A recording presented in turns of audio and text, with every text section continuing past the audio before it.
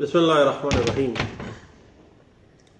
دوستو 489F Pakistan penal code dishonour of cheque کو deal کرتا ہے۔ پرانے زمانے میں کہا جاتا تھا کہ قتل کی FIR یہ شخص کے اوپر ہو جاتی ہے وہ تباہ ہو جاتا ہے، سیم ایز اٹ از جس کاروبار کے اندر آج کے دور میں 489F کی FIR ہو جاتی ہے، اس کاروبار اس شخص کی ساکھ خراب ہو جاتی ہے اور وہ تباہ و بربادی کے کنارے پہ پہنچ جاتا ہے۔ 489F ہے کیا؟ 489F واضح کر رہی ہے ڈس آنر آف چیک کو۔ اس میں ایک بہت ہی اہم کیس لا ہے 2010 SCMR پیج ہے 806۔ اس کیس کے اندر سپریم کورٹ آف پاکستان نے ڈس آنر آف چیک کے شرائط، ان کی اسینشلز، 489F کے انگریڈینٹس کو واضح کیا تھا۔ 489F کے لیے پہلی جو کنڈیشن ہے، نمبر 1 ہے ایشوئنس آف چیک، چیک کو جاری کرنا۔ دوسری کنڈیشن ہے کہ وہ چیک بدنیتی کے ساتھ، بددیانتی کے ساتھ، یہ جانتے ہوئے کہ یہ چیک ڈس آنر نہیں کروانا، جاری کیا جائے۔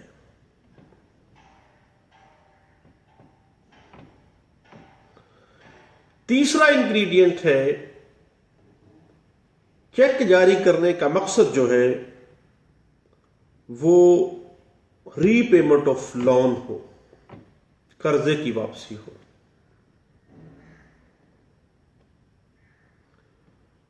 یا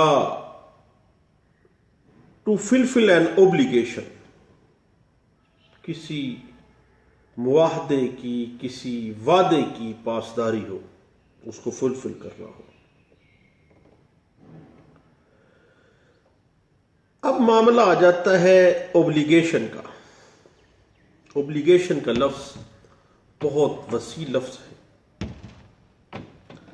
یہ تمام لافل ایگریمنٹس پہ اپلائی ہوتا ہے، کانٹریکٹس پہ اپلائی ہوتا ہے، سروسز پہ اپلائی ہوتا ہے، وعدہ جات کے اوپر اپلائی ہوتا ہے۔ ہر وہ ایگریمنٹ، ہر وہ معاہدہ، ہر وہ سروس، ہر وہ پرامس جو ملزم، جس کا اوبلیگیشن تھی، اس کے اوپر واجب تھا کہ وہ سر انجام دیتا، اور اس کی انجام دہی میں اس نے ایک عدد چیک جاری کیا، اور وہ بدنیتی کے ساتھ کیا، اور وہ ایک اپنی فرض کو، اپنی اوبلیگیشن کو، اپنے وعدے کو، اپنے کانٹریکٹ کو، اپنی سروسز کو، یا اپنے پرومس کو، اپنے ایگریمنٹ کو فلفل کرنے کے لیے اس نے وہ چیک جاری کیا تھا۔ بنیادی طور پر اوبلیگیشن وہ تمام معاہدہ جات، وہ تمام سروسز، وہ تمام کانٹریکٹس، وہ تمام وعدہ جات شامل ہیں اس میں جس پر وہ پرفارم کرنے کے اوپر باؤنڈ تھا۔ اس نے وعدہ کر رکھا تھا کہ میں یہ کروں گا، اور اس کی عوض اس نے وہ چیک جاری کر دیا ہے۔ چوتھا جو ingredient supreme court of Pakistan واضح کر رہی ہے وہ ہے کہ جب چیک بینک میں بھیجا گیا ہے تو وہ ڈس آنر ہو گیا ہے۔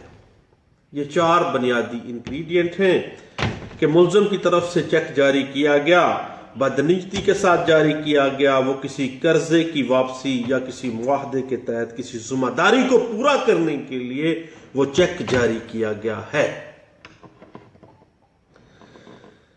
لیکن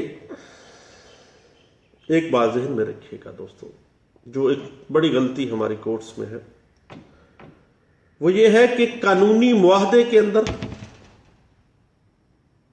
ری پیمنٹ آف لون کے اندر اور تنخواہ کا جو معاہدہ ہے اس میں رقم کی واپسی اور قرض کی واپسی میں بہت زیادہ، ان کے درمیان بہت زیادہ فرق ہے، اور یہ فرق جو ہے ہر کیس کے مختلف جو حالات و واقعات ہیں وہ اس کو واضح کرتے ہیں۔ لیکن ہمارے ہاں یہاں پہ کیا ہے کہ بدقسمتی کے ساتھ جب بھی ایک چیک ڈس آنر ہوتا ہے تو مقدمے کی انویسٹیگیشن ہوتی ہے، تفتیشی افسر کی ساری توجہ صرف اور صرف اس بیچارے ملزم کی گرفتاری پہ ہوتی ہے۔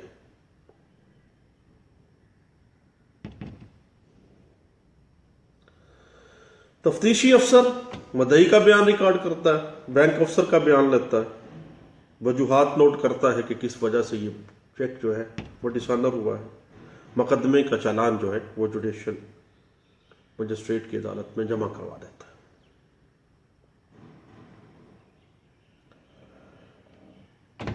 اب معاملہ یہ ہے کہ جب ایک کاروبار میں کاروباری ڈیل ہے، کاروباری ریلیشن شپ ہے ان کے آپس، ملزم اور مدعی کے درمیان، کاروباری ڈیل، کاروباری تعلقات جو ہیں وہ واضح ہیں، سامنے آ جاتے ہیں، اور اب ان کا آپس میں میوچل ٹرانزیکشنز ہیں، میوچل لین دین ہے، بس چیک باؤنس ہو گیا، اس کو ملزم قرار دے دیا گیا چیک دینے والے کو۔ لیکن یہ ایک بات ذہن میں رکھیے گا کہ لین دین کا ثابت کرنا basic crux of the panel provision ہے کہ ان کے درمیان کاروباری لین دین کیسے ہوا تھا۔ اگر لین دین ثابت نہ ہو تب تک یہ کاروباری ریکارڈ کے مطابق ثابت نہیں ہو جاتی یہ بات کہ ملزم جو ہے اس نے واقعی کسی اوبلیگیشن کی مد میں، کسی کانٹریکٹ کی مد میں، کسی ایگریمنٹ، کسی پرومس کی، کسی لافل اوبلیگیشن کی عوض اس نے وہ چیک جاری کیا تھا۔ اب معاملہ یہ ہے کہ 489F کی جو سزا ہے وہ 3 سال اور مقدمے کی سماعت جو ہے وہ جوڈیشل مجسٹریٹ کے پاس ہے، لیکن کاروباری افراد کے درمیان جب تنازعات بڑھ جاتے ہیں تو دین کیا کیا جاتا ہے، اوبلیگیشن کا بہانہ بنا کر، قرض کی واپسی کا بہانہ بنا کر FIR درج کروا دی جاتی ہے، اور سیول نیچر کا جو تنازع ہوتا ہے اس کو فوجداری رنگ دے دیا جاتا ہے۔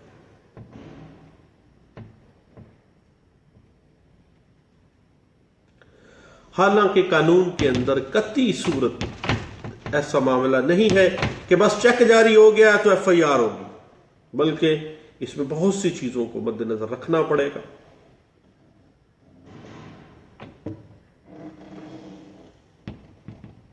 آج کے دور میں جو ہماری یہاں پریکٹس ہے وہ یہ ہے کہ ملزم کو کہا جاتا ہے کہ چونکہ چیک تیرا ہے، دستخط تیرے ہیں، تیری چیک بک سے چیک جاری ہوا ہے، چل جیل میں بھائی۔ حالانکہ 489F جو ہے وہ قطعی صورت، اس کی روح یہ نہیں ہے۔ 489F کا مقدمہ جو ہے اس میں برآمدگی کی رقم کا کوئی جواز نہیں ہے۔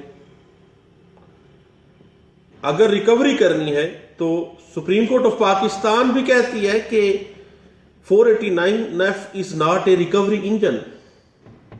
ریکوری کہاں ہوگی اس چیک کی اماؤنٹ کی؟ وہ ہوگی summary trial of negotiable instrument act, اور اس کی ریکوری ہوگی آرڈر 37 رول 1-2 کے تحت دعویٰ دائر کیا جائے گا، اور وہ سمری پروسیڈنگز ہوں گی، اور مدعی جو ہے اپنی رقم جو اس چیک کی ہے وہ نیگوشیبل انسٹرومنٹ کی عوض جو جاری کی گئی ہے وہ وصول کر سکتا ہے۔ اب چیک دینے والی جگہ اور چیک ڈس آنر ہونے والی جگہ دو الگ الگ جگہیں ہیں، اگر تو کسی بھی جگہ پر FIR درج کروائی جا سکتی ہے۔ یہ بات انٹرپریٹ بھی ہوئی ہے 2016 CRLJ पेज है 630 में। एक पाकिस्तानी शहरी ने चेक अमेरिका के अंदर दिया है दूसरे पाकिस्तानी शहरी को, और वो चेक डिसऑनर हो गया है। अंडर सेक्शन 188 ज़ाब्ता फौजदारी FIR पाकिस्तान में दर्ज हो सकती है, और उस मुकदमे 489F की जो मुकदमा है उसका ट्रायल भी पाकिस्तान में ही होगा। ये बात इंटरप्रेट हुई है 2012 PCRLJ पेज है 1572 में।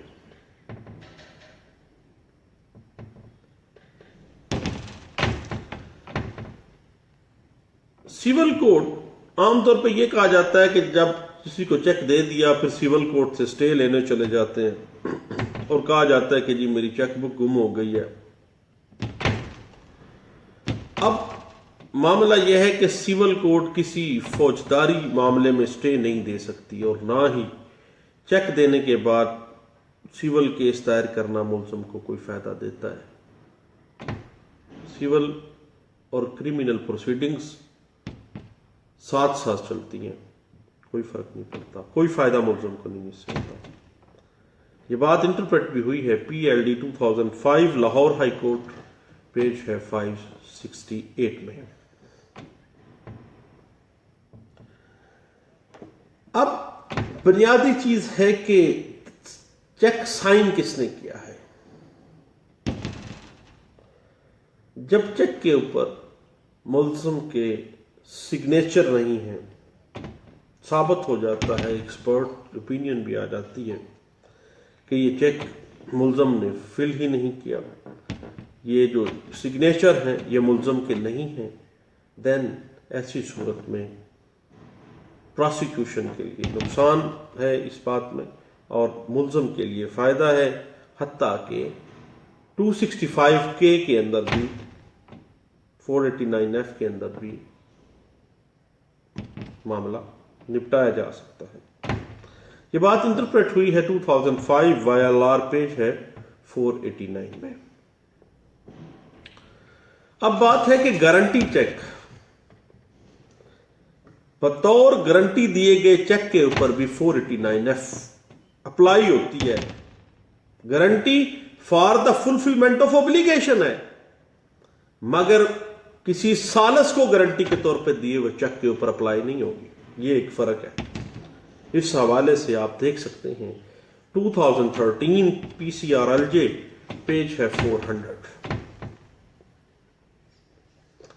और अगर किसी सालस को मुकर्रर किया और सालस को सिक्योरिटी के तौर पे आपने चेक दे दिया है तो 489F अप्लाई नहीं होती इसके ऊपर। ये बात इंटरप्रेट भी हुई है 2012 YLR पेज है 1288 में।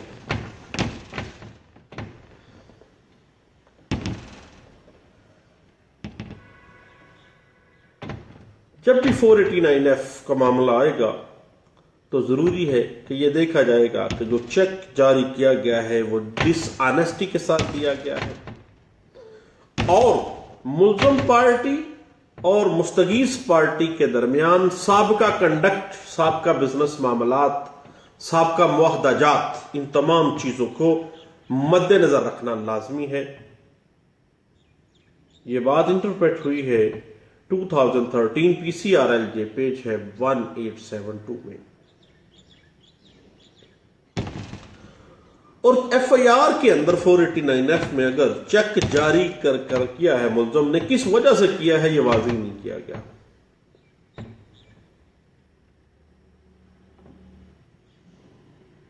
देन FIR में 489F में कोई ना कोई वजह के अवज ही चेक दिया गया, रीपेमेंट ऑफ लोन थी या फुलफिलमेंट ऑफ एब्लिगेशन थी, कोई ना कोई वजह थी। अब वो वजह तो जब FIR में बयान नहीं की गई है तो ऐसी FIR 0/0। और अगर 489F मुकदमात में पार्शल पेमेंट साबित हो जाए कि कुछ रकम वसूल कर ली गई है, देन 489F जो है वो پروسیکیوشن کے لیے نقصان دہ اور ملزم کے لیے فائدہ مند، حتیٰ کہ اس بات کے اوپر اکویٹل بھی ہو سکتی ہے۔ یہ بات انٹرپریٹ ہوئی ہے 2011 PCRLJ پیج ہے 428 میں۔ ایک بات بڑی واضح کی گئی 2014 YLR پیج 882 میں کہ 489F واضح طور پر اس وقت اپلائی ہوگی جب ملزم نے خود چیک جاری کیا ہو، اپنا چیک خود جاری کیا ہو۔ اگر اس نے اپنے بھائی کا چیک دے دیا ہے یا کسی ان نون بندے کا چیک دے دیا ہے دین 420 تو لگ سکتی ہے، 489F نہیں لگ سکتی۔ یہ بات انٹرپریٹ ہوئی ہے 2014 YLR پیج ہے 882 میں۔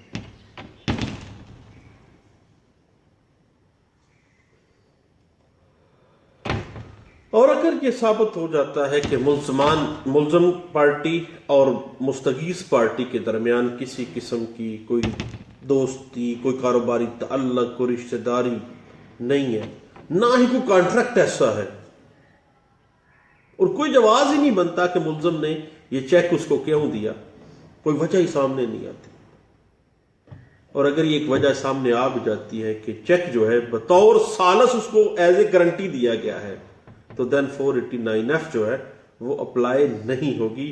یہ بات انٹرپریٹ ہوئی ہے 2013 YLR پیج ہے 108 میں۔ 489F کے لیے ضروری ہے کہ چیک جاری ہونے کے بعد ود ان 6 months کے پیریڈ کے اندر چیک جو ہے وہ بینک میں پیش کیا جانا ہے اور اس کے اوپر سلپ لگ جائے۔ ادروائز اگر 6 ماہ کے اندر وہ چیک پیش نہیں کیا جاتا اور وہ چیک کے اوپر سلپ نہیں لگائی جاتی تو اس کی کوئی ویلیو نہیں ہے، بلکہ ایسا چیک سٹیل چیک کے طور پہ ٹریٹ کیا جائے گا۔ یہ بات انٹرپریٹ بھی ہوئی ہے 2012 MLD پیج ہے 1551 پہ۔ اب جب چیک کے اوپر جو سگنیچر ہیں وہ متنازع آ گئے، ملزم نے تھانہ میں رپورٹ درج کرائی کہ اس کی چیک بک یا فلاں چیک جو ہے وہ اس کی چیک بک سے غائب ہے، پیمنٹ بھی سٹاپ کروا دی بینک سے، دستخط بھی متنازع ہو گئے۔ اب ایکسپرٹ رپورٹ جب تک فائنل آ نہیں جاتی کہ واقعہ ہی یہ اس ملزم کے سگنیچر ہے یا نہیں، اس وقت تک ملزم کی گرفتاری کو ارجن بھی کیا جا سکتا ہے، التوا میں رکھا جا سکتا ہے، ڈیلے میں رکھا جا سکتا ہے۔ یہ بات انٹرپریٹ ہوئی ہے 2014 YLR پیج ہے 1329 میں۔ اب معاملہ ہے قسطوں کے اوپر کوئی سامان خریدنا، قسطوں پہ واپسی کرنے کے لیے قرضہ لینا، جیسے یہ کارپوریشنز کھلی ہیں، افضل الیکٹرانکس، فلاں الیکٹرانکس، وہ جناب کارپوریشنز بنی ہیں، قسطوں پہ سامان دیتے ہیں، قسطوں پہ چیزیں دیتے ہیں، اور قسطوں پہ چیزیں دینے کے بعد ان سے چیک لے لیتے ہیں، اور جب دیکھتے ہیں کہ یہ پیسے نہیں دے رہے ان کے منہ مانگے دین وہ 489F کا سہارا لیتے ہیں۔ تو قسطوں کے اوپر سامان لے کے چیک جاری کرنا، قرضہ قسطوں پہ واپسی کی مد میں لے کے کسی کارپوریشن سے ادائیگی کے حوالے سے جب چیک دیا جاتا ہے تو دین 489F جو ہے ان دا ٹرو اسپرٹ اس پہ اپلائی نہیں ہوگی، اور ایسی صورت میں ملزم جو ہے وہ قطعی صورت 489F کے تحت کنوکٹ نہیں کیا جائے گا۔ یہ بات انٹرپریٹ ہوئی ہے 2015 CRLJ پیج ہے 645 میں۔ اس کے بعد اگر میٹر کسی بینک سے متعلقہ ہے، کسی بینکنگ کارپوریشن سے متعلقہ ہے، کسی فائنانشل ریکوری انسٹیٹیوشن آرڈیننس کے تحت آنے والی کسی ریکوری سے کو ڈیل کر رہا ہے، دین ایسا میٹر، ایسی ریکوری، ایسا ری پیمنٹ آف لون جو ہے وہ قطعی صورت 489F کے اوپر نہیں آئے گا، اور 489F کی اگر FIR بھی کی گئی ہے تو وہ 561 ACRPC کے تحت کویش کر دینا ہی بہتر ہوگا. یہ بات انٹرپریٹ بھی ہوئی ہے 2013 MLD پیج ہے 736 میں.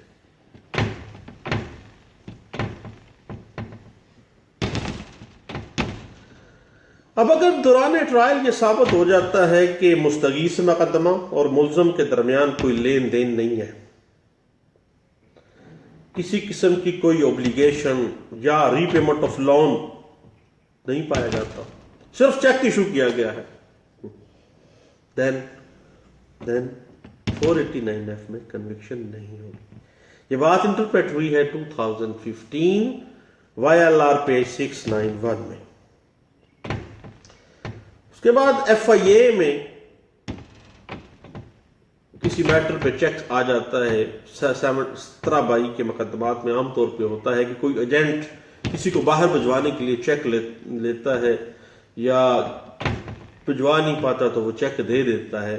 جب امیگریشن آرڈیننس کے تحت آنے والے جو معاملات ہیں FIA ڈیل کرتی ہے، اور FIA کے پاس دوران انکوائری جو چیک سامنے آتا ہے اس کو 489F کے تحت اس کی FIR درج نہیں کی جا سکتی، اور FIA کو قطعی صورت یہ اختیار نہیں ہے کہ وہ 489F کا مقدمہ دائر کرے، بلکہ وہ صرف اور صرف اس اسپیسیفک جو امیگریشن آرڈیننس 1722 سیکشن کے تحت جو مقدمہ ان کا بنتا ہے وہ درج کرے گی.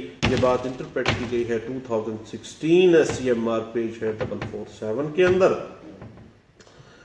اور اگر ایک FIR درج کی گئی ہے کسی بندے کے خلاف، ان کے درمیان ایک دفعہ تصفیہ ہو جاتا ہے، اور اس تصفیے کے اوپر تصفیے میں یہ طے پاتا ہے کہ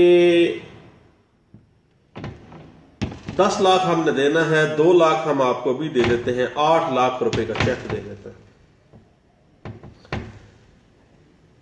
اگر چیک پہلے سے درج شدہ کسی بھی FIR میں راضی نامے کے لیے معاہدے کی شرائط کے طور پر دیا گیا ہو تو یاد رکھیے گا کہ اس کے اوپر 489F PPC 1860 اپلائی نہیں ہوتی. یہ بات اسپیسیفکلی انٹرپریٹ ہوئی ہے 2016 PCRLJ پیج ہے 323 میں. دوستو کورٹ جانے کا وقت ہو گیا، اور 489F dish owner of check کے اوپر چند ایک باتیں تھیں، میں سوچا میں اپنے دوستوں سے ضرور شیئر کروں. اور یہ ہیں آپ لوگ میرے ساتھ شیئر کرتے ہیں، آپ کا بہت شکریہ. Thank you. اللہ حافظ.